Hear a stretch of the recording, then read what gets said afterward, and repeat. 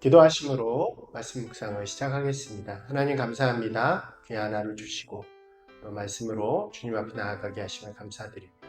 귀한 말씀이 우리 마음에 늘 귀한 씨앗이 되어서 우리 마음을 자라게 하고 하나님의 나라 이루어가는 귀한 자녀 되게 하여 주시옵소서.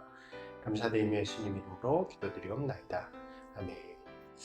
안녕하세요. 오늘 나눌 말씀은 예루살렘에 입성하신 예수님께서 무화과 나무 사건을 잊고 그 이후에 이어지는 이야기입니다.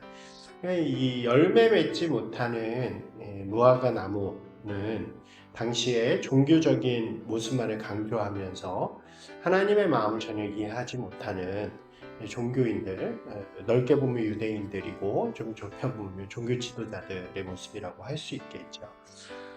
이어지는 이야기들은 이제 실제 그 사람들과 하는 논쟁의 이야기가 등장하게 되는 것입니다. 예수님께서는 그 이후에 성전 안에서 사람들에게 말씀에 대한 이야기들을 전해주십니다.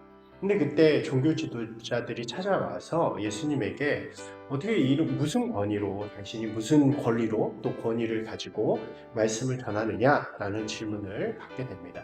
예수님께서는 그 질문에 그렇게 대답을 주지 않으세요.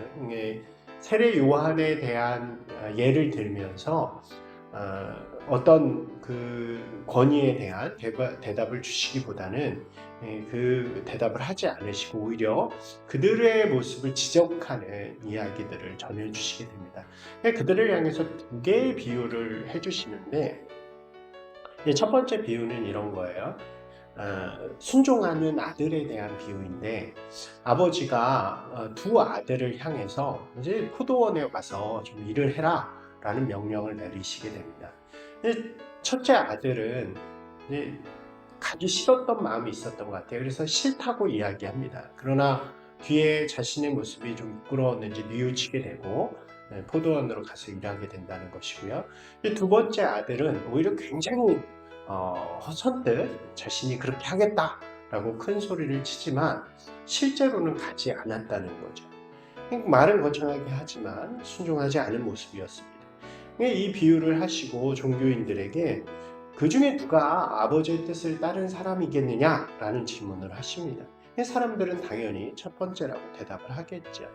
이 말씀은 형식적으로 아무리 종교적인 모습을 보일지라도 그 삶의 모습 속에서 하나님의 뜻을 따르는 것이 진짜 하나님의 백성임을 분명하게 보여주는 것과 같다고 이야기하는 것입니다. 그렇지 않으면 둘째 아들과 같은 거죠. 지금은 좀 부족해 보이지만 세리나 창녀와 같은 이제 당시에 죄인으로 여겨졌던 자들은 자기의 모습을 회개하면서 하나님의 은혜를 구하고 예수 그리스도를 믿는 자들이라며 이 사람들이 바로 첫 번째가 같다면 종교적인 열심을 보이면서 이렇게 실제 삶에서 그것을 드러내지 않는 사람들은 둘째 아들과 같다는 것을 비유를 통해서 말씀해 주시는 거죠.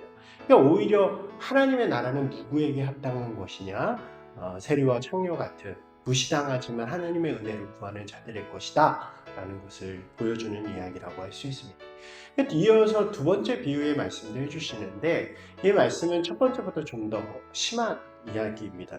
한 사람이 땅을 사서 포도원을 이렇게 만들게 되는 거죠. 그리고 나서 그 포도원을 이제 본인이 멀리 가야 되는 상황이 되어서 농부들에게 소작을 주게 됩니다. 그러니까 이 농부들은 그것을 잘 해가지고 열매를 주인에게 주고 자신들은 품삯을 받거나 그 소출의 얼마를 받게 되는 그런 구조겠죠.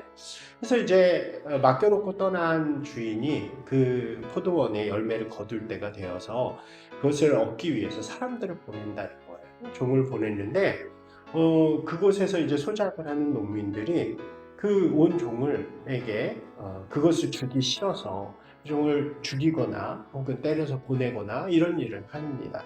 근데 주인은 아무리 기다려도 오지 않으니까 또 사람을 보냈는데 그때도 마찬가지로 또 사람들은 그 소작농들은 그를 죽이거나 쫓아보내게 되는 일들을 반복하게 됩니다. 결국 주인은 어쩔 수 없이 자신의 아들을 통해서 우리 아들을 보내면 설마 이 종들 보내는 것처럼 그렇게 하지 않고 존중하는 마음으로 대해주겠지 하는 마음으로 이제 아들을 보냈다는 거예요. 그런데 이 사람들은 오히려 이 아들이 죽으면 더 이상 이 상속자가 없기 때문에 이 포도원은 우리의 것이 될 것이다 라고 생각하고 죽이려는 모의를 하고 결국 아들도 죽이게 되었다고 하는 이야기. 예수님께서 이 이야기를 하신 다음에 물으세요.